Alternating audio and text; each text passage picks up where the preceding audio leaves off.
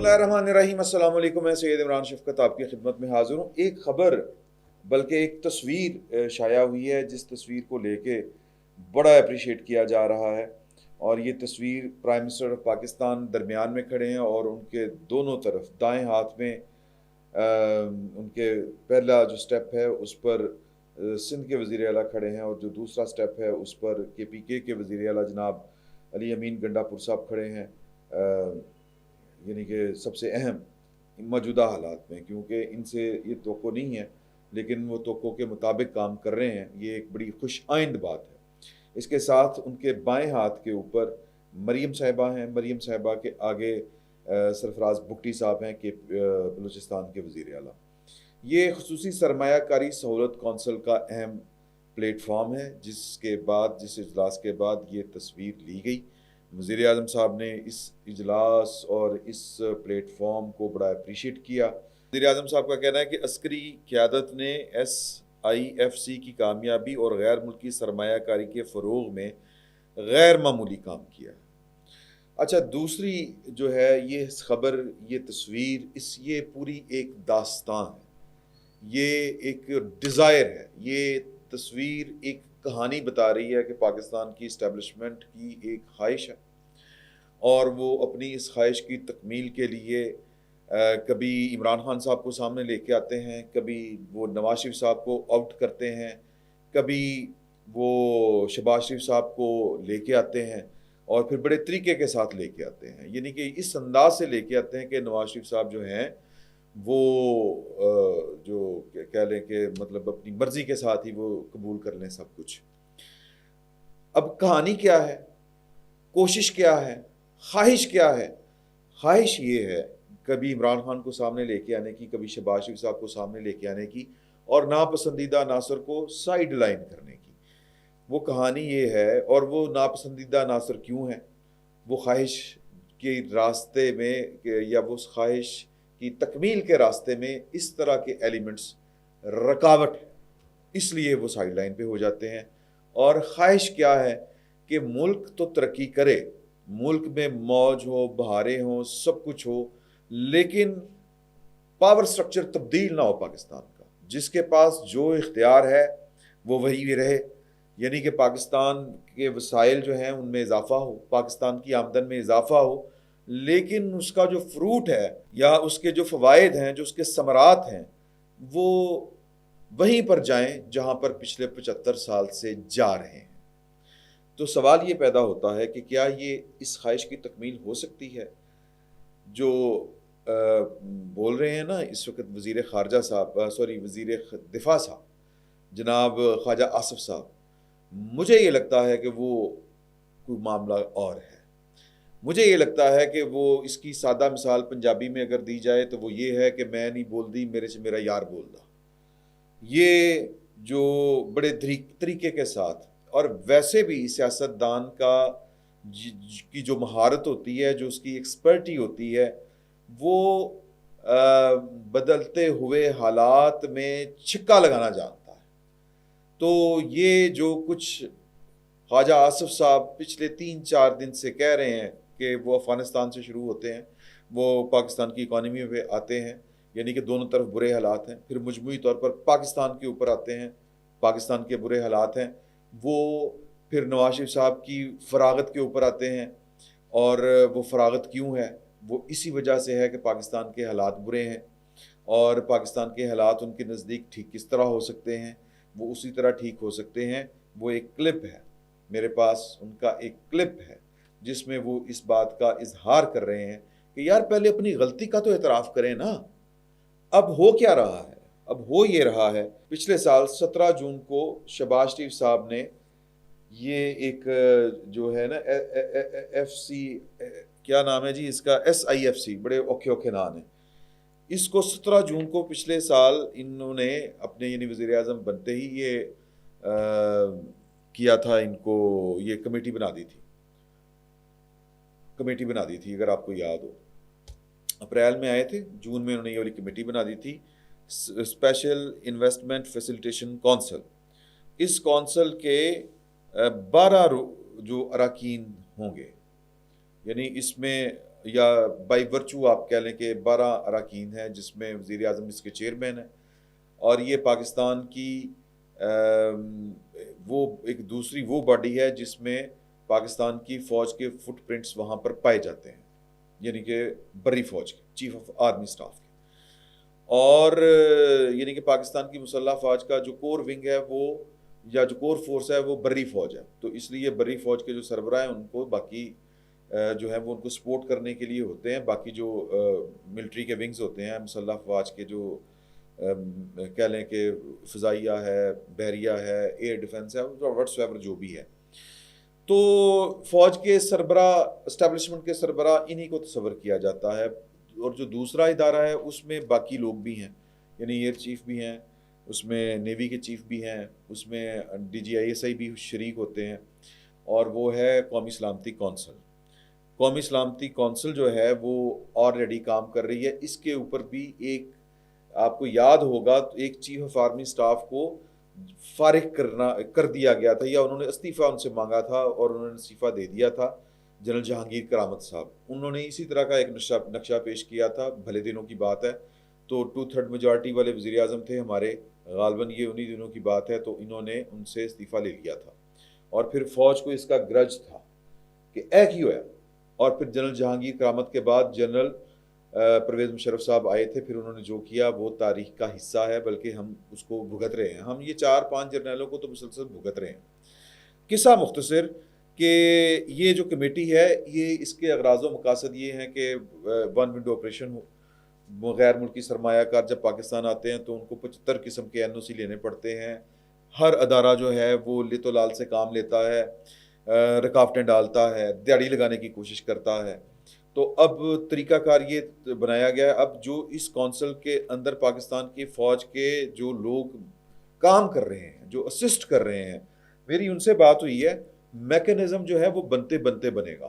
ابھی تو جو کہہ لیں کہ وہ پوچھتے ہیں کہ سرمایہ کار کو جی مسئلہ کی ہے، تو کہتے ہیں وہ فلاں محکمے میں یہ مسئلہ ہے، تو وہ پھر جو فوجی بھائی ہیں ہمارے، وہ جو اسسٹ کر رہے ہیں جنرل صاحب کو، تو وہ اس کو ان کو بتاتے ہیں، اور وہ کر دیتے ہیں، آگے ساری چیزیں ہو جاتی ہیں، تو اس طرح کر کے چل رہا ہے۔ ابھی بہت زیادہ کلیئرٹی نہیں ہے، لیکن یہ خیال پرانا ہے، یہ خیال پاکستان کے اندر کے رول اور گورننس میں بھی پاکستان کی فوج جو ہے ان کو براہ راست ان کا کردار ہو، یہ قومی سلامتی کونسل جیسے فورم سے لے کے SIFC سے لے کے اور تک اس کی خواہش کے جو پرنٹس ہیں وہ پائے جاتے ہیں۔ اچھا، اب یہ کام جو ہے وہ 2019 میں عمران خان صاحب نے بھی کیا تھا، اور اس میں انہوں نے اس کا نام رکھا تھا NDC، قومی ترقیاتی کونسل، اور اس میں شریک کیا گیا تھا اس وقت کے chief of army staff general Qamar Javed Bajwa صاحب کو، لیکن یہ جو ہے وہ باڈی جو تھی NDC یہ توڑ نہیں چڑھ سکی، اس نے کوئی خاطر خواہ اس سے ثمرات حاصل نہیں کیے جا سکے۔ وجہ اس کی کیا تھی؟ وجہ اس کی یہ تھی کہ شاید عمران خان صاحب کی نالائکی تھی، شاید عمران خان صاحب کے بارے میں جو پاکستان کی فوج کا خیال تھا جب ان کو لایا جانا مقصود تھا، کیونکہ جو اس منصوبے میں جو لوگ رکاوٹ ہیں، زرداری صاحب ذرا بیوی بچے ہیں، وہ چیزوں کو سمجھ جاتے ہیں اور وہ پھر راستہ نکالنے کی کوشش کرتے ہیں۔ نواز شریف صاحب جو ہیں وہ اڑنے کی پوری کوشش کرتے ہیں، آگے پیچھے ہوتے ہیں، ذرا تھوڑا سا ڈاؤن بھی ہوتے ہیں اپنے اصولی موقف سے، جو وہ بیانیہ انہوں نے زبانی اختیار کیا ہوتا ہے اس سے پیچھے بھی ہٹتے ہیں، مثلا ووٹ کو عزت دو، مثلا یہ کہ ہمیں کیوں نکالا، اور سول سپریمیسی کے جتنے بھی وہ باتیں کیا کرتے تھے ذرا خاموشی اختیار کر لیتے ہیں، لیکن ان پر اعتبار نہیں کیا جاتا۔ اعتبار نہ کرنے کی وجہ یہ ہے کہ بد اعتمادی اس قدر ہے کہ وہ اس ڈیزائن کو اور اس خواہش کو، وہ اس خواہش کے ساتھ نہیں چل سکتے، وہ اس خواہش کو ناجائز خواہش سمجھتے ہیں، وہ سمجھتے ہیں کہ پاکستان کی اسٹیبلشمنٹ کو کا یہ والا کام نہیں ہے۔ لیکن پاکستان کی اسٹیبلشمنٹ، میں نے گزارش آپ سے کر دی کہ بڑی باریک بات ہے کہ وہ چاہتے ہیں کہ حالات تو اچھے ہوں، پیسہ پاکستان میں آئے، لیکن جو پاور پالیٹکس میں، پاور سرکل میں، پاور سٹرکچر میں پاکستان کی فوج کا کردار ہے وہ بدرجہ اتم موجود رہے، وہ ٹس سے مس نہ ہو، اور نواز شریف صاحب کیا اب جو دنیا بھر کی پولیٹیکل سائنس ہے وہ یہی کہتی ہے، اور یہ کہ اس طرح چل نہیں سکتا کام پاکستان میں۔ جو پولیٹیکل سائنس کی جتنی بھی لاجکس ہیں ہمیشہ اس کے خلاف وایا پٹنڈا کام کرنے کی کوشش کی گئی۔ میں پچھلے دنوں جنرل ایوب صاحب سے بی بی سی کے ایک رپورٹر کے کوسچنز پوچھ رہا تھا کہ جی کہ ڈیموکریسی، انہوں نے کہا جی کہ یہ ڈیموکریسی، یہ قوم، یہ ملک، اس میں ڈیموکریسی آپ جیسی نہیں آ سکتی، اس میں جو ہے وہ چیدہ چیدہ لوگوں کے ذریعے ڈیموکریسی آ سکتی ہے۔ وہ جو تھا نا ان کا B D system, basic democracy والا جو ان کا فارمولا تھا، وہ اس کی حمایت کرتے تھے۔ اسی طرح ضیاء الحق صاحب کا خیال تھا کہ ڈیموکریسی بہت بری چیز ہے، اس کو یوں کر کے ہونا چاہیے۔ یہاں پر خواہشات کچھ اور ہیں، اور وہ جو بھی راستہ اپنایا جائے خواہش ایک ہی ہے کہ پاکستان کے زبردست جو ہیں وہ پاکستان کے اقتدار اعلیٰ کے اوپر ان کے فٹ پرنٹس رہیں، ان کا قبضہ رہے، وہ وہی براجمان رہیں، وہ ٹس سے مس نہ ہوں، وہ آگے پیچھے نہ ہوں۔ تو اب یہ کام عمران خان صاحب سے جو نہ ہو سکا، عمران خان صاحب کی اس میں 3000 قسم کی وجوہات ہیں۔ ایک پائن نالائق بہت تھے، دوسرا پائن کرپٹ بہت تھے۔ پائن جو تھے وہ اور باجوہ صاحب اپنی دیہڑی لگانے کے چکروں میں تھے، سوری ٹو سے، وہ کہتے ہیں کہ میں پریس کانفرنس کر دوں گا۔ یہ مٹھو سرکار جو تھی، ان کے جو برادر نسبتی تھے، پھر وہ جو فیکٹس اینڈ فوکس جو اپنے جو ہیں ہمارے نورانی صاحب، ان کی جو خبر تھی، پھر اس کے اوپر جو ریاکشن تھا، اور پھر آپ کو پتہ ہے کہ وہاں پر جو تھی وہ اپنی اپنی دیہڑی کے چکر تھے۔ جو یعنی عمران خان صاحب کو تو دیہڑی کا اتنا شوق تھا، انہوں نے روڈا شوڈا اور جو یہ ہیں ان لوگوں کو سائڈ پہ کیا۔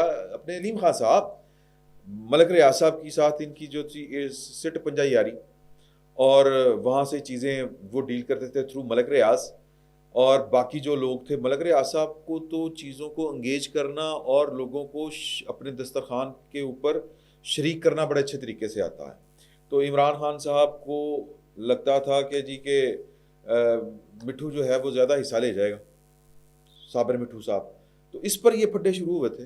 روڈا سے پہلے ڈی ایچ اے فیصل آباد، وہاں سے یہ والے کام شروع ہوئے تھے۔ ڈی ایچ اے فیصل آباد اناؤنس ہونے سے پہلے مٹھو صاحب نے وہاں پر انی ڈال دی تھی، مطلب وہ جو ہوتی نہیں زمینیں واگزار کروانی شروع کر دی۔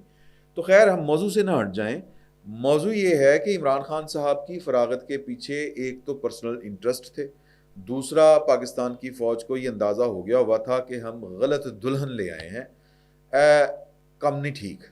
تو یعنی کہ عمران خان صاحب جو تھے وہ 12-1-2 بجے دفتر آنے والے، 5 بجے چلے جانے والے، اور صرف ترجمانوں کے ساتھ بیٹھ کے باتیں کرنے والے، اور سارا کام چھوڑا ہوا تھا پاکستان کی فوج کے اوپر۔ جنرل اپنے کیا نام تھا ان کا، فیاض حمید صاحب۔ اب فیاض حمید صاحب کی جتنی کیپیسٹی تھی، فیاض حمید صاحب سپائی ماسٹر تھے، وہ وہی کچھ کر سکتے تھے جو ان کو کرنا آتا تھا۔ اب اس ساری بات کے پیچھے جو ہے نا جو کیچ بن رہا ہے وہ یہ ہے کہ اس سارے چکر میں پاکستان کی فوج جو ہے، پاکستان کی اسٹیبلشمنٹ، وہ ایس آئی ایف سی بنا کے بیٹھی ہوئی ہے، لیکن جو خواجہ آصف صاحب کہہ رہے ہیں، جو بات کر رہے ہیں، وہ بڑی باریک بات کر رہے ہیں۔ وہ کہہ رہے ہیں کہ جب تک آپ اپنی غلطیوں کا اعتراف نہیں کریں گے کام ٹھیک نہیں ہوگا۔ ان سے آسمہ بی بی نے یہ سوال کیا تھا کہ جی کہ پہلے بھی یہی کچھ تھا، سیم پیج تھا پچھلی گورنمنٹ میں، اب بھی آپ سیم پیج کہہ رہے ہیں؟ اب پہلے بھی فوج تھی، عدلیہ تھی، میڈیا تھا، اور بھی ایک دو جو تھے، وہ میجر پلیئرز تو یہی تھے نا، وہ عمران خان صاحب کے ساتھ سیم پیج کے اوپر تھے، وہ سیم پیج پھٹ گیا، پھر اب آپ آگے ہیں، عدلیہ ہے، اور یہ اعتراف کر رہے ہیں خواجہ آصف صاحب کہ اس سارے پروجیکٹ میں پاکستان، چونکہ اب پاکستان اتنا ونریبل ہو چکا ہوا ہے کہ پاکستان اب چلنے کے قابل نہیں رہا۔ اللہ تعالیٰ اپنا فضل و کرم کرے۔ میں بہتر ہے کہ وہ کلپ آپ کو سنا دیتا ہوں، میں یہ خلاصہ بیان کر رہا ہوں۔ تو اب وہ کہتے ہیں کہ آپشن کوئی نہیں ہے، لیکن اب اس میں چھکا گیا ہے، اس میں چھکا یہ ہے کہ آپ کس طرح پاکستان کی اسٹیبلشمنٹ کو اس کے متعین کردہ کردار اور اس کی خواہش کے برعکس کس طرح اس کو فکس کر سکتے ہیں۔ تو وہ طریقہ وہی ہے، وہ کہتے ہیں ایک باری معافی تو مانگو، اور معافی مانگنے کا کیا طریقہ ہے؟ یہ جو 2 تحفے تھے ان سے پوچھیں تو صحیح۔ تو چیزیں یہ جو خواجہ آصف صاحب کہہ رہے ہیں، میں آپ کو یہ والی بات سنا دیتا ہوں۔ ایک مفاہمت کی جو آپ کی گورنمنٹ کی طرف کہا جاتا ہے کہ یہ خاص کر کے شہباز صاحب کے اوپر کہ وہ تو صرف مفاہمت کی سیاست جو ہے وہ کر سکتے ہیں یا اداروں کے ساتھ صرف مفاہمت پہ چل سکتے ہیں. دوسری صورت میں ون پیج گورنمنٹ ایک اور جو ہے وہ کہا جا رہا ہے کہ وجود میں آئی ہے. یہ ایک صفحہ جو ہے یہ کسی وقت بھی تو پلٹ سکتا ہے. پچھلی حکومت کے ساتھ بھی تو یہی معاملات تھے. میرا خیال ہے کہ پچھلی حکومت کا جو وہ ہے نا اگزامپل آپ نہیں دے سکتے، کیونکہ بڑا ارلی اس حکمرانی میں جو 2018 کے الیکشن ہوئے ہیں اس میں بڑے ارلی سٹیج کے اوپر ایک باتی کی فضا جو ہے پیدا ہو گئی تھی، یا جن لوگوں نے بھی 2018 کا تجربہ یا اس سے پہلے جو تجربہ 2 سال پہلے شروع ہو چکا ہوا تھا اس کو سپورٹ کیا تھا، تو ان کو یہ احساس ہو گیا تھا یہ تجربہ جو ہے نا ہمارا فیل ہو رہا ہے. میں یہ ذاتی نالج کی بنا پہ یہ بات کہہ رہا ہوں، ان کو یہ احساس ہو گیا تھا. لیکن جو تجربہ اس وقت ہو رہا ہے میں سمجھتا ہوں کہ اس میں تمام جو پارٹیسپینٹ ہیں جن میں عدلیہ بھی شامل ہے، عدلیہ کا بہت بڑا رول ہے اس وقت جو ہے. سارے معاملات ابھی اپنے ایک کیس کا حوالہ دیا ہے. جی ہاں. اسٹیبلشمنٹ کا بہت بڑا رول ہے، سیاستدانوں کا، بیوروکریسی کا بہت بڑا رول ہے، آپ میڈیا والے جو ہے بہت بڑا رول پلے کر رہے ہیں. سب کو ادراک ہے کہ جو آپ نے کہا کہ ابھی نہیں تو کبھی نہیں، کہ یہ ہمارے پاس لاسٹ چانس ہے، ہمارے پاس زیادہ مدت نہیں ہے ہم چیزوں کو درست کرنے کے لیے. اور میں ہمیشہ کہتا ہوں کہ گناہوں کی معافی مانگنے سے پہلے گناہوں کا اعتراف جو ہے یا اس کی جو اللہ تعالیٰ سے بھی جب آپ معافی مانگتے ہیں تو گناہ کا اعتراف کرتے ہیں نا کہ میں گناہ گار ہوں، مجھ سے گناہ ہوئے ہیں، اللہ تعالیٰ مجھے معاف کر دے. تو جب آپ اعتراف ہی نہیں کر رہے تو اس کی کریکشن کیا ہونی ہے؟ جی مفاہمت کی جو یہ ہے جناب ٹوٹل مدعا، اور یہ خواجہ آصف صاحب سر کی ذاتی خواہش نہیں ہو سکتی. یہ میرا تجزیہ خبر جو ہے وہ ظاہر ہے کہ تجزیات جو ہیں وہ کچھ نہ کچھ انفارمیشن کی بنیاد کے اوپر ہوتے ہیں. تو جو لوگ سمجھ رہے تھے کہ نواز شریف صاحب کی سیاست ختم ہوئی، مجھے یہ لگ رہا ہے کہ یہ خیال غلط ہے. نواز شریف صاحب جو ہیں وہ تازہ دم ہو کے ایک نیا مارکہ سر کرنے جا رہے ہیں، اور ایک طرح سے ایک مہم کا آغاز ہو چکا ہے. اس کو آپ مہم کہہ لیں، آپ اس کو سر جنگ کہہ لیں، آپ اس کو مارکہ آرائی کہہ لیں، آپ اس کو صف بندی کہہ لیں، جو بھی آپ نے کہنا. سر گنجائش نکالنے کی کوشش ہو رہی ہے کہ پاکستان کی اسٹیبلشمنٹ کو واپس اس جگہ پہ لے کے جایا جائے جہاں پر آئین نے ان کی حدود مقرر کی ہوئی. آگے کیا ہوتا ہے اللہ بھی تو جانتا ہے. فی الوقت اتنا ہی. بہت بہت شکریہ.